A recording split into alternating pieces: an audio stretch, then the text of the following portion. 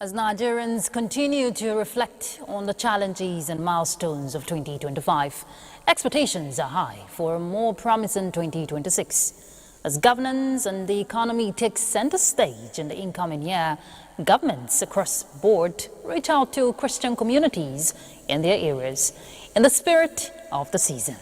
Hello, thank you for joining us on Panorama Compliments of the Season. I'm Ruth Aguela. Welcome.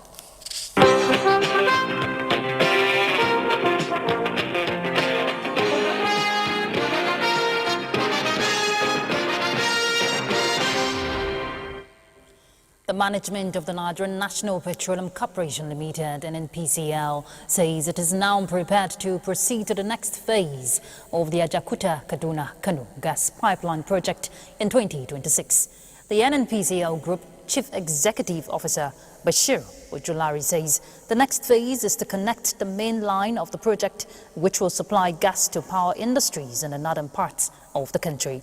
The GCO revealed this after briefing President Bola Tinubu in Lagos on the end of the year 2025 performance and strategic priorities for 2026. Mr. Ojulari says, through inspiration and support of the President, the NNPCL has recorded improvement in crude oil production from 1.5 million barrels per day in 2024 to over 1.7 million barrels per day.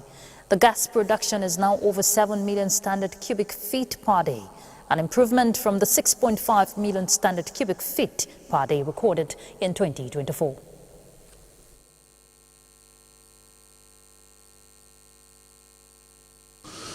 We've been able to successfully complete the welding of the main line of the AKK. You remember sometimes in summer we were able to cross the River Niger, which has been a struggle for many years.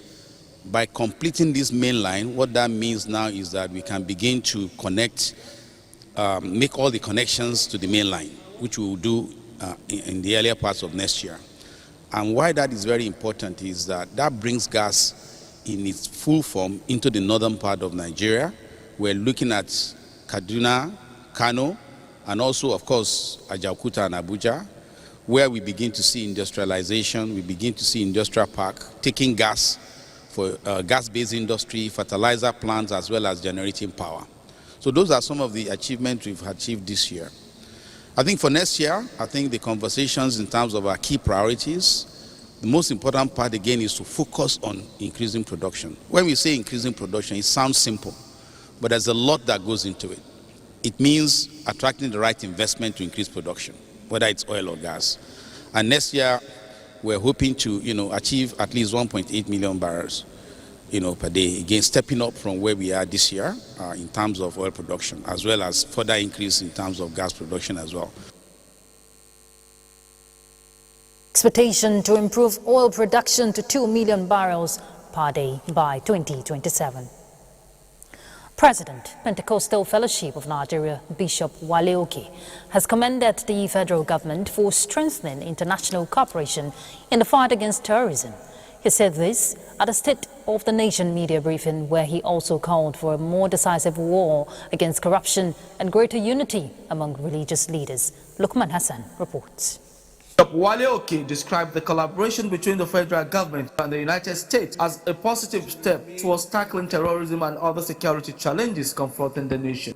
He emphasized that insecurity remains a major obstacle to national development, stressing that sustained international partnership combined with local intelligence and commitment would yield better results in the fight against terrorism. Shuffling going on, indicating the determination of President Bola Ahmed Tinubu to deal with the matter of corruption, of insecurity head on. And we want our president to push it to its logical conclusion, to spare no one, to allow no sacred cow. Highlighting the role of religion in national stability, Bishop Oke said unity among religious clerics is crucial in supporting government efforts to curb crime, promote peace, and foster national cohesion. The media briefing featured an interactive session where journalists had the opportunity to ask questions on various issues affecting the country. In Ibadan, Lukman Hassan, NTA News.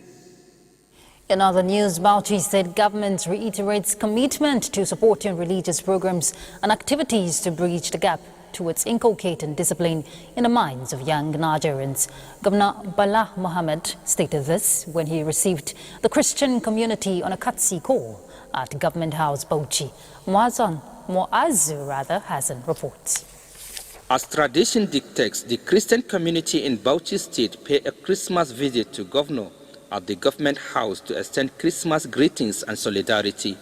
The delegation, led by Kant State Secretary Reverend Matthew Wakili, expressed gratitude for the government support, including the completion of the Kant Secretariat and the provision of a Christian cemetery. We are ever ready as Christian community in Bauchi State to support you, to give you all the support that you need to make Bauchi to be a model, not only in Northeast region, but Nigeria as a whole.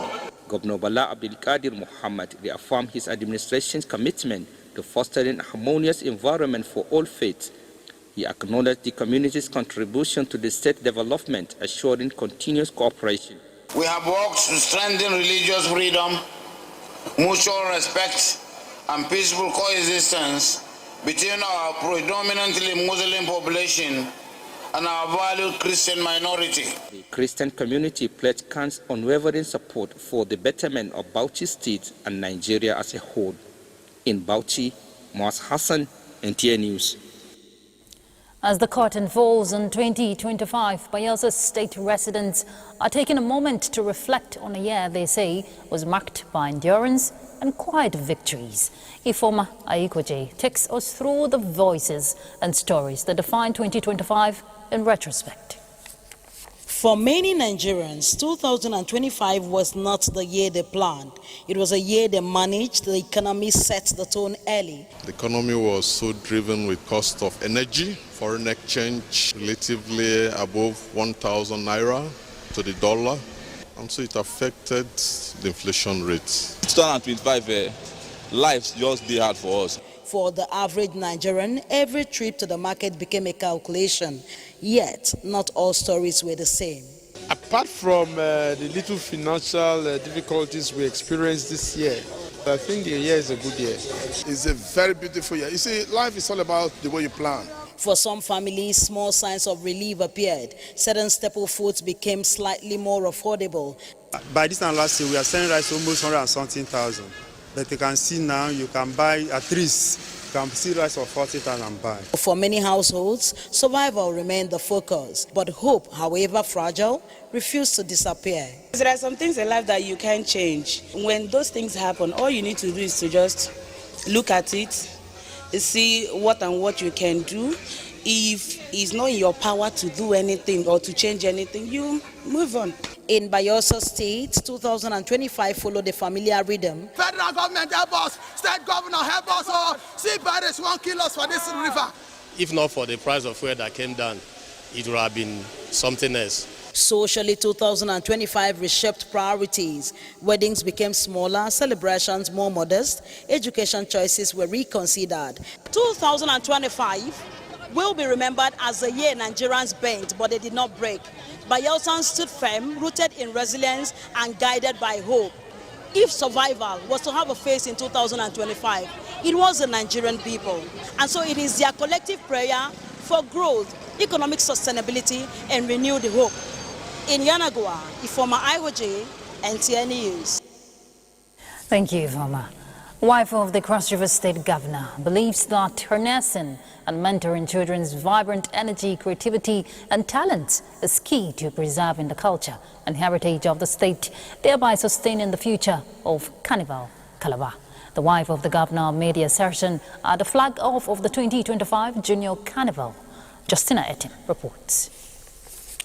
Interpreting the theme, Traces of Time, the 2025 Junior Carnival kicks off with vibrant parade of competing bands narrating Nigeria's political struggles, the journey in building the nation, the rich potentials and cultural heritage of the people, honoring the past, celebrating the present, and forging a brighter future, safeguarding cultural identity. Wife of the Cross River State's governor describes children as the backbone of the nation, informing that the Junior Carnival aims to instill pride, discipline, and a sense of responsibility in them. It gives us the joy to see that children are actually happy doing what they are doing, and they are bringing out the creativity in them, the joy, the energy they exert, and then it also gives us the joy that it will give them some level of maturity and having confidence and thinking outside the box, particularly, so that they don't keep doing the same thing all the time. ECOWAS arrived yesterday, 12 countries, to come and showcase human resource, training and capacity building in this sector. Our tomorrow is therefore ensured. The concept of the Junior Carnival is built on the idea of catching them young, providing a platform for the next generation to grow and thrive in the creative industry. In Calabar, Justina Etam, NTA News. All right, let's take a break. We'll be back in a moment. Thank you for staying tuned. Nigeria remains Africa's largest producer of palm kernel and is among the top 5 producers in the world. Well, despite challenges in production and processing, rural communities in the southern part of the country are earning a living through value addition of palm kernel products. Musa Baba Ali, who visited several communities in the south and southeast regions, reports that some farmers are benefiting from the federal government's intervention under the Renewed Hope initiative. In the lush southern part of Nigeria, palm trees stand tall as timeless guardians. They create a beautiful landscape that touches both the eyes and the heart. From the coastal areas of the Niger Delta to the rolling hills in the southeast, palm trees have long been a major source of income for local communities. Every part of the palm tree, from the fruit to the kernel and the shell, has economic value. It benefits not only the people, but the whole country. Favor Christopher, a mother of 7 and a widow, is one of thousands of women making a living this way in Akwa Ibom State, south of the country. She and other traders do not focus on palm oil. Instead, they work with the kernel, the shell, and the seeds inside. After the oil is extracted, they dry the kernels, bring them to places like this, crack them open, and remove the seeds. Like if I buy like 10 bag of the kernel, if I finish doing like 20K on top, would be my gain. The seeds are used to make oil, which is a raw material for cosmetics. The shell are used to manufacture brake pads for vehicle, among other products. By the time we get the seed, we put it in a bag and we weigh it. It will give us how many pounds. Whatever pounds we get from it, we calculate it from there and sell it and get our money. And then the people that buys it equally takes it to go and process it and get the oil from the palm kernel, and where we equally have the shaft that we are selling to those who are doing industrial production of brake pads. This woman, along with many others across the Niger Delta, are now benefiting from the federal government program called FG IFAD Support, part of the Life ND project. The Minister of Agriculture and Food Security, Abubakar Kyari, said this intervention in the Niger Delta has created 23,751 new jobs. This includes 12,526 jobs for women, helping to promote gender equality and boost the rural economy. From Uyo, Akwa Ibom State, Musa Baba Aliyu, NTA News.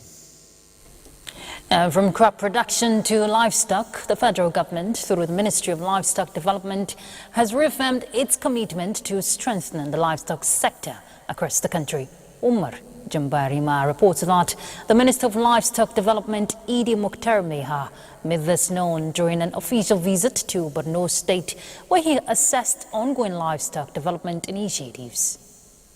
Upon his arrival in Maiduguri, the minister toured several feedlots in Jere local government area, where he observed that Borno State possesses all it takes to compete on global stage in cattle and livestock production. Ministry of Livestock Development at the federal level is poised to work hand in gloves with every government at the state and local level, as well as every other actor in the livestock sector, to make sure that we push this agenda of Mr. President under the renewed agenda of livestock forward. The cattle rearers revealed that thousands of bulls are reared annually in the state and appealed to the federal government for increased support to further strengthen the sector. The Minister of Livestock Development assured them of the federal government's continued support at the grassroots level, emphasizing that food security, job creation, rural development, peace building and social cohesion remain key priorities in the ministry. While in Garnam Ruga settlement established by Borno State government,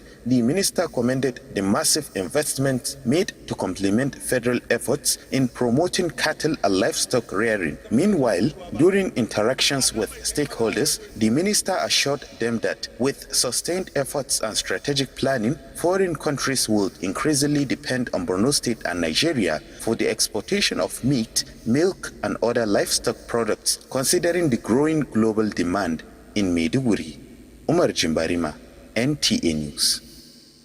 Let's flip to other issues. The Nigerian Air Force air component of Operation Fasanyama Sector 2 has recorded a major operational success in its sustained offensive against armed banditry with the execution of 2 high-impact precision air interdiction missions at Turba Hill and Kachala Dogo Sules Camp, both in Saifi local government area of Zamfara State. A statement by the Director of Public Relations and Information, Air Commodore Ehime Ejodami, indicates that acting on credible multi-source intelligence, NAF Air's assets were deployed against bandit enclaves at the identified locations while engaging with precision. The operations reaffirmed the Nigerian Air Force unwavering commitment, working in close coordination with all the components of Operation Fasanyama to deny criminal elements safe havens. Now, in the quiet moments of cooking, a simple phone call or the use of any other inflammatory device can turn deadly.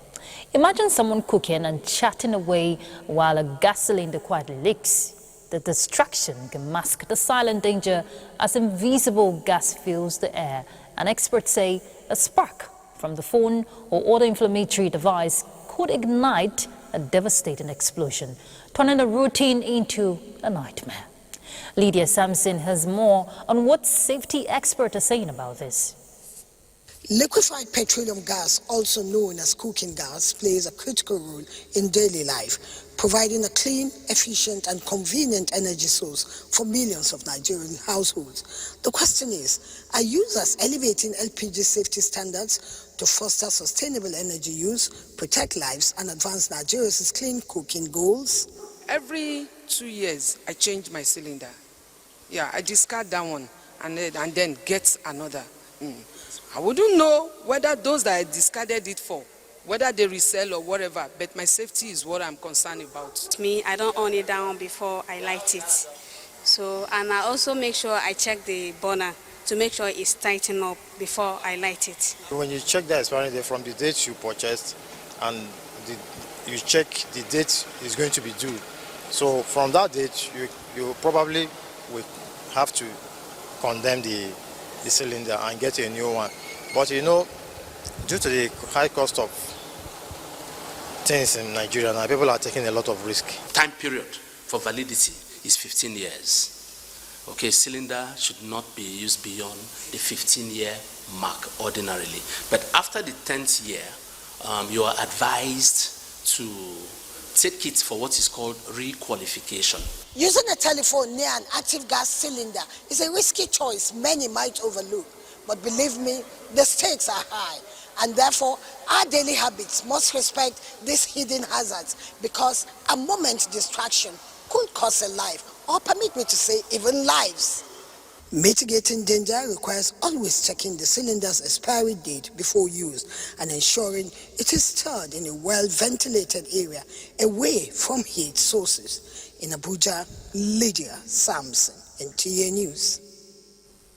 Minister of Works for State, Mohammed Bello Gorinyo, describes infrastructure development as a critical catalyst for expanding horizons, as enablers of commerce, education, healthcare, security and social integration.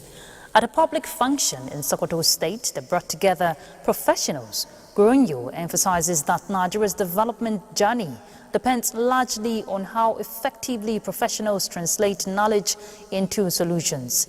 He explains that Nigeria needs a network of professionals both at home and in the diaspora to achieve implementation of the development roadmap of the current administration. He also assures Nigerians that President Tinubu is committed to completing the 4 legacy road projects, including the Lagos-Calabar Coastal Road and Sokoto-Badagry superhighways. Sokoto, Kebbi, Niger, Kwara, Oyo, Ogun, and Lagos. What does that mean? Is to create connectivity, to open commerce, to bring agricultural products closer to the people. All right, next will be sports update. The Africa Cup of Nations produced a series of closely contested matches, highlighted by narrow victories and a high-profile draw. Mozambique ended a 40-year wait for victory at the Africa Cup of Nations as they beat Gabon 3-2 in Agadir. Meanwhile, Sudan achieved a 1-0 win over Equatorial Guinea. Algeria also secured an important 1-0 victory against Burkina Faso in a closely contested match. In a notable encounter, Cote d'Ivoire were held to a 1-1 draw by Cameroon, with both teams sharing the points in an evenly matched game. Match day 19 of the 2025-2026 Nigeria Premier Football League saw Enyimba FC and Kano Pillars dominated at home with 3-0 wins against Shooting Stars and Nasarawa United, respectively. Bendel Insurance also secured a 2-0 victory over Kwara United in Benin City, while El Kanemi Warriors, Abia Warriors, and Katsina United each narrowly clinched a 1-0 victories on the road. Meanwhile, match day 18 of the Premier League featured several tight contests throughout the weekend as Manchester United secured a 1-0 win against Newcastle United, while Manchester City kept up the pressure at the Summit with a 2-1 victory away at Nottingham Forest. Fulham narrowly defeated West Ham 1-0 and Brentford produced the standout result with a commanding 4-1 win over Bournemouth, with Tottenham Hotspur wrapping up the fixtures with a 1-0 win at Crystal Palace. These results have kept the race for the title and European sport highly competitive. For Sport Update, Amazongo, NK News. That concludes Panorama. Thank you for being part of it. I'm Ruth Aguene.